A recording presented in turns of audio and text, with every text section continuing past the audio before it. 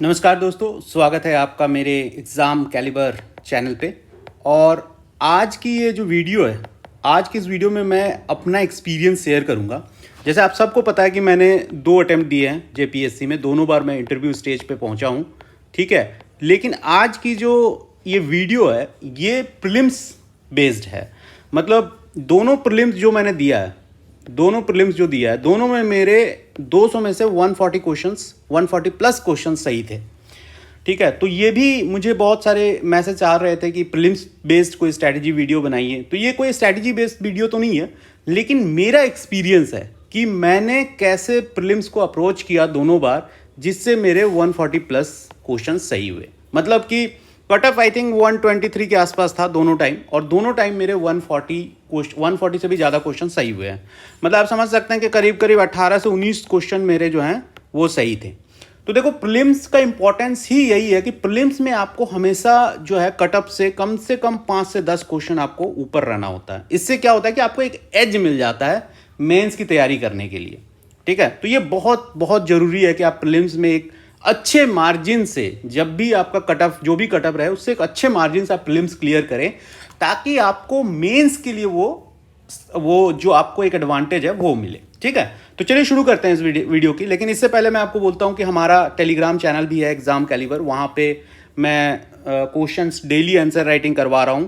हाँ, daily answer writing करवा रहा हूँ वहाँ, वो आप टेलीग्राम ज्वाइन कर लें और डेली आंसर लिखने की कोशिश करें, ताकि आपका मेंस जब तक आए तब तक आपकी आंसर राइटिंग स्किल जो है वो सही हो जाए। चलिए, सबसे पहले दोस्तों ये जो पूरी वीडियो है ये जो कोड देख रहे हैं आप, इसी कोड पर बेस्ड है। कोड ये है कि study hard what interest you the most in the most undisciplined, irreverent and original manner possible. मैंने प्रीलिम्स के लिए यही किया। मेरी प्रीलिम्स, आप सबको पता है कि प्रीलिम्स में 200 क्वेश्चंस में से 110 क्वेश्चन जो है वो झारखंड स्पेसिफिक होते हैं, झारखंड स्पेसिफिक होते हैं। तो इस स्ट्रैटेजी पे बेस्ड ही मैंने ये जो कोट आप देख रहे हैं, इसी कोटेशन पे बेस्ड है हमारा, ठीक है। मेरा जो स्ट्रैटेजी था वो इसी कोटेशन पे है, क्योंकि मुझे झारखंड बहुत पसंद था, है ना। झारखंड के लिए मेरा जो पैशन था वो बहुत ज़्यादा अभी भी है। मैं झारखंड के बारे में हर वो चीज़, छोटी हो या बड़ी, मैं जानने की कोशिश करता हूँ। चाहे वो मुझे न्यूज़पेपर से मिले, मैगजीन से मिले, यूट्यूब वीडियो से मिले, डॉक्यूमेंट्री से मिले, कहीं से भी मिले, मैं वो ज़रूर पढ़ता हूँ और कोशिश करता हूँ समझने की, है ना। तो मेरा माइंडसेट यही रहता है कि पहले झारखंड को अच्छे तरीके से आप समझिए, है ना। वो जो मिर्ज़ापुर में कैरेक्टर नहीं है, मुन्ना भैया, जो कहते हैं कि स्वीटी लव है हमारा, तो वैसा ही कुछ मेरा भी था कि झारखंड लव है हमारा। तो I had undying passion for Jharkhand, है ना। तो मैंने बहुत एक्सटेंसिव स्टडी करी है झारखंड के बारे में, बहुत एक्सटेंसिव स्टडी मैंने करी है झारखंड के बारे में। झारखंड की हिस्ट्री, कल्चर, मूवमेंट्स, है ना, सबको मैंने एकदम एब्सोल्यूट लव से मैंने पढ़ा है, ठीक है। और जिससे मेरा जो प्रिपरेशन था, प्रीलिम्स का प्रिपरेशन था, वो काफ़ी एफर्टलेस बन गया था। मतलब मैं अभी भी प्रीलिम्स दूंगा, अभी भी मेरा शायद 140 के आसपास क्वेश्चन सही कर लूँगा, क्योंकि मेरी झारखंड का जो अप्रोच है वो काफ़ी एफर्टलेस लगता है मेरे लिए। बाहरी लोगों को या फिर जिनका झारखंड में इंटरेस्ट नहीं है उनके लिए ज़रा मुश्किल होता होगा, बट मेरे लिए काफ़ी एफर्टलेस है। मेरे स्ट्रैटेजी का सबसे पहला जो था वो मेरा झारखंड के प्रति पैशन। दूसरा जो स्ट्रैटेजी का मेन पिलर मैं बोलूँगा वो था मॉक टेस्ट। मैंने बहुत सारे मॉक टेस्ट लगाए, है ना, और हर मॉक को एक रियल एग्जाम की तरह लिया। लेकिन दोस्तों एक चीज़ मैं यहाँ बताऊँगा, जैसे मैंने मेंस वाली वीडियो में भी बताया था कि झारखंड में ना मॉक्स भी मुझे ढंग के मिलते नहीं है। मतलब मैंने 3 से 4 कम से कम कोचिंग इंस्टीट्यूट्स के मॉक्स लगाए थे, लेकिन मुझे कोई सा भी मॉक्स ऐसा नहीं लगा कि यार ये जेपीएससी के पैटर्न को रेप्लिकेट करता। तो मैं काफ़ी अनसेटिस्फाइड था, काफ़ी अनसेटिस्फाइड था। जो मॉक मैं दे रहा था काफ़ी अनसेटिस्फाइड था, लेकिन मैं दे रहा था क्योंकि मेरे पास कोई ऑप्शंस नहीं थे। काफ़ी अनसेटिस्फाइड था, लेकिन मैं दे रहा था। और उन्हीं मॉक्स को मैं रिवीजन भी करता था। मतलब एक मॉक हो गया तो मैं फिर उसको रिविजिट भी करता था।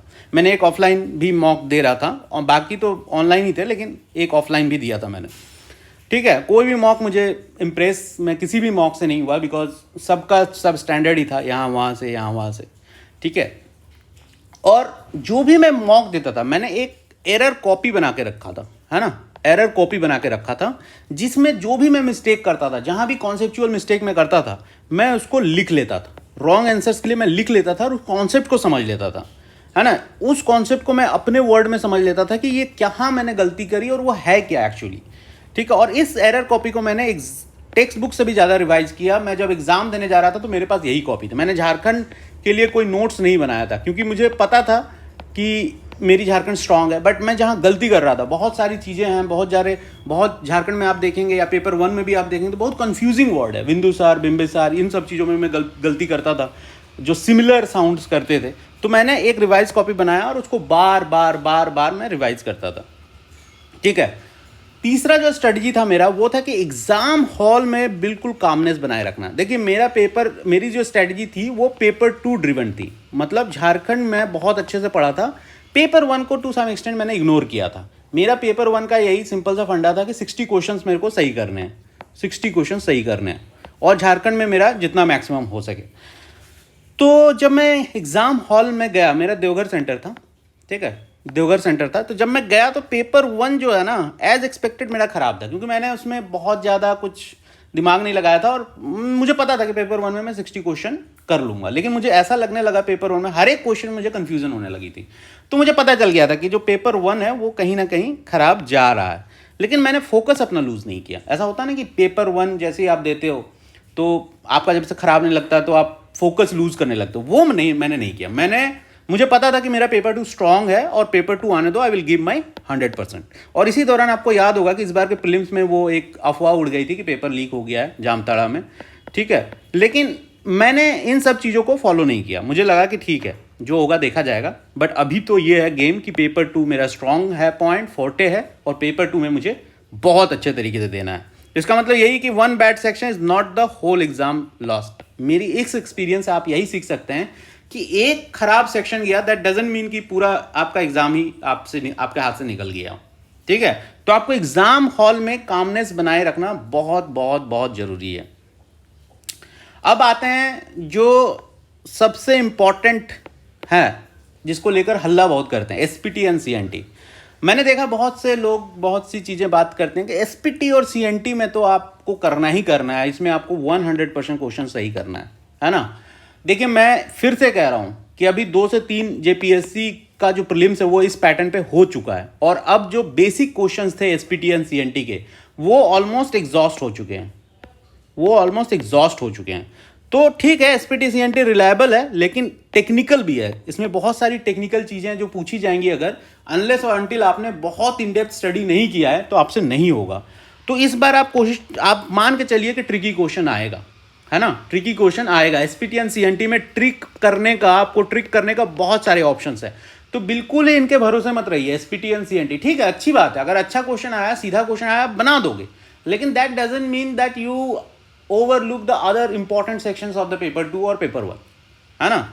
तो इसके लिए एसपीटी सीएनटी को आप पढ़िए, मल्टीपल टाइम्स पढ़िए, नोट्स बनाइए, कंसेप्चुअल क्लैरिटी लीजिए, ठीक है, लेकिन आंख मूंद के भरोसा नहीं करना है एसपीटी एंड सीएनटी पे कि बस इसी के भरोसे मैं पेपर 2 में जा रहा हूं। That will be A blunder. मान के चलिए कि आप ब्लंडर करेंगे अगर इसी के भरोसे गए तो।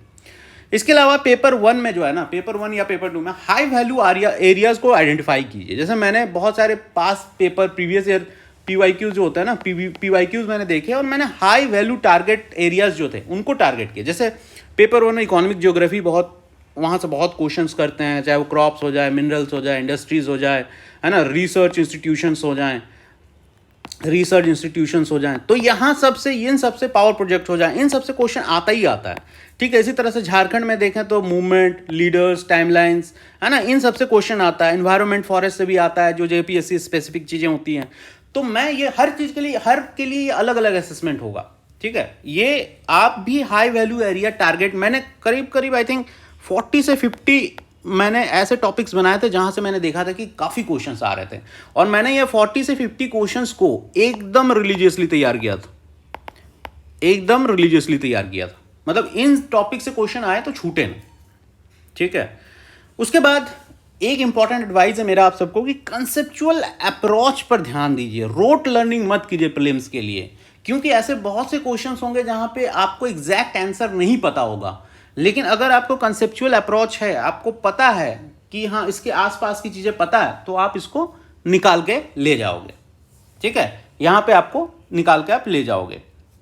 ये इस तरह की ट्रिक्स मैं अपने टेलीग्राम चैनल पे भी शेयर करते रहता हूँ कि किस तरह के क्वेश्चंस में आपको किस तरह की कंसेप्चुअल अंडरस्टैंडिंग लगानी होगी, लॉजिकल अप्रोच लगाना होगा जिससे आपका क्वेश्चन ये निकल जाए। तो हमेशा जब भी तैयारी करें तो आप पूछो व्हाई एंड हाउ, कोई भी चीज़ पढ़ें तो उसमें ये दो चीज़ जो है ना, इनको एड्रेस करने की कोशिश कीजिए। बस ये नहीं कि व्हाट, क्या हुआ था, कि कैसे हुआ था, क्यों हुआ था, ये अगर तीनों चीज़ों को आप कॉम्प्रिहेंसिवली देखेंगे तो आपके लिए वो कंसेप्चुअल क्लैरिटी आ जाएगी जिससे आप एग्जाम में कर पाएंगे इसको। ठीक है, कोई भी टॉपिक पढ़ रहे हैं ज्योग्राफी से रिलेटेड तो उसको इकोनॉमी, पॉलिटी और हिस्ट्री से कनेक्ट करके याद रखने की कोशिश कीजिए, जिससे आपका पूरा वो 360 डिग्री कवर हो जाएगा। ठीक है, तो इससे क्या होता है कि जब आप इस तरह से पढ़ते हैं ना, कॉन्सेप्चुअल अंडरस्टैंडिंग के लिए पढ़ते हैं, तो आपका क्या होता है कि ट्रिकी जो एमसीक्यूज होते हैं ना, वहाँ पे आपका कॉन्फिडेंस बढ़ जाता है। ठीक है, वहाँ पे कॉन्फिडेंस, जैसे मुझे याद है कि एक बार इसी साल के क्वेश्चन में आया था कि कोई फ्रीडम मूवमेंट लीडर का नाम था और उसके नाम के लास्ट में उसका सबटाइटल था दास, मुझे याद है। तो ये पूछे थे कि ये दास जो हैं ये सरायकेला खरसवा से या कौन से डिस्ट्रिक्ट से हैं। तो मुझे लगा कि दास हैं और सरायकेला खरसवा है तो मे भी यही होगा, क्योंकि सरायकेला खरसवा आप देखें तो बंगाल के ऑर्डर से लगा हुआ होता है, बंगाली में दास बहुत कॉमन सरनेम है। तो मैंने थोड़ा इस तरह से रिलेट करके इस क्वेश्चन को अप्रोच किया और वो क्वेश्चन सही हुआ, जिसके बारे में मुझे कोई आइडिया, मैंने उस दास के बारे में कभी पढ़ा भी नहीं था। ठीक है, तो इस तरह से जब आप इकोनॉमी, पॉलिटी और हिस्ट्री से कनेक्ट करेंगे ना, तो आपको एक ओवरऑल एक मिल जाएगा, जो ट्रिकी क्वेश्चन होगा वहां भी आप इसको जबरदस्त तरीके से सॉल्व कर पाएंगे। और देखिए, मैंने जैसे बताया कि झारखंड के बारे में मेरा पैशन था, तो मैंने कई मल्टीपल रीडिंग्स किए, 3 टाइम तो पढ़ा ही पढ़ा था। पहली बार मैंने बेसिक अंडरस्टैंडिंग पे ध्यान दिया, दूसरी बार मैंने डीपर कनेक्शन लगाने की कोशिश की, और तीसरे बार में एग्जाम ओरिएंटेड चीज़ों को हाईलाइट कर दिया। तो ये जब 3 टाइम्स आप पढ़ते हैं ना, 3 टाइम्स पढ़ते हैं, तो आपका एक क्लैरिटी आ जाती है कि हाँ कौन सा इंपॉर्टेंट है, कौन सा डीपर है और कौन सा बेसिक सरफेस लेवल पे फैक्ट है। इससे क्या होगा, जब तक एग्जाम आएगा तब तक इंफॉर्मेशन आपके ऑलमोस्ट फिंगर टिप्स में रहेंगे, आपको ऑलमोस्ट पता रहेगा कि इस टॉपिक से, इस यहाँ से सेक्शन से क्वेश्चन आ सकते हैं। तो ये स्मार्ट रिविजन पे ध्यान दीजिए, केवल मत पढ़िए, केवल पढ़िए मत, है ना। टाइम मैनेजमेंट इन एग्जाम, जैसे कि मैंने बताया कि एग्जाम आप कैसा दे रहे हैं ये भी मैटर करता है ना।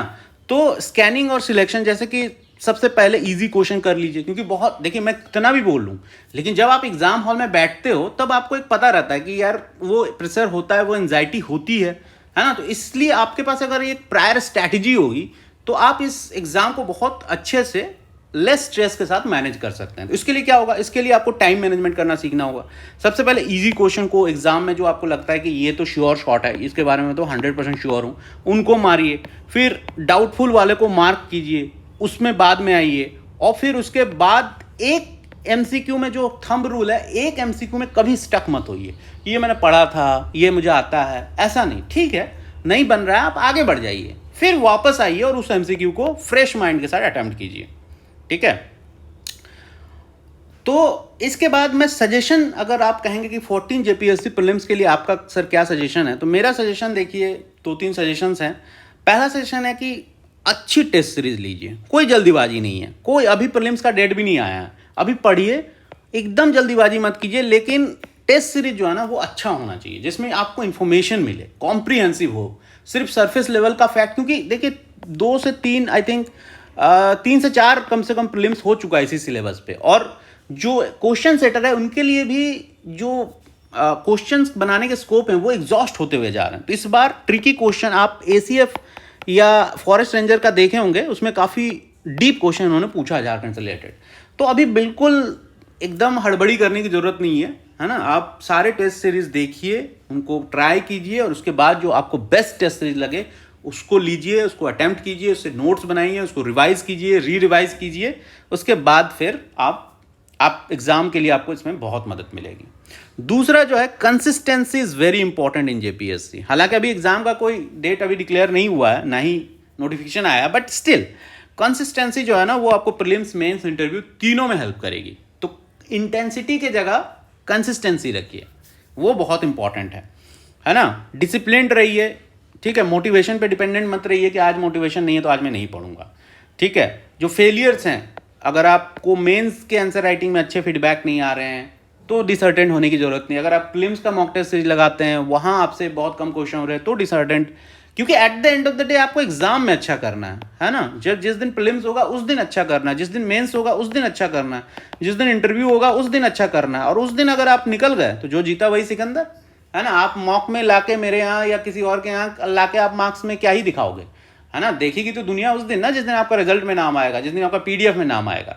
तो ये सब बात मत सोचिए कि मेरे को प्रीलिम्स में टॉप करना है, मेंस में आंसर राइटिंग में हमेशा अच्छे फीडबैक लाना है। नहीं, वो जरूरी नहीं है। जरूरी है जो भी फेलियर, जो भी फीडबैक आ रहा है उससे सीखने की और उसको अपने स्ट्रेटजी में इंप्लीमेंट करने की। ठीक है, तो दोस्तों आज के वीडियो में इतना ही। आपसे मिलते हैं नेक्स्ट वीडियो में। तब तक के लिए जय हिंद, और इस वीडियो को जरूर सब्सक्राइब कर लीजिए अगर आप नए हैं इस चैनल में। धन्यवाद।